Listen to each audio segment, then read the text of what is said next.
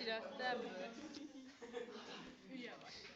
Jaj, nem hiszem el. Azzal, hogy mindig öngól. Milyen öngól? Ez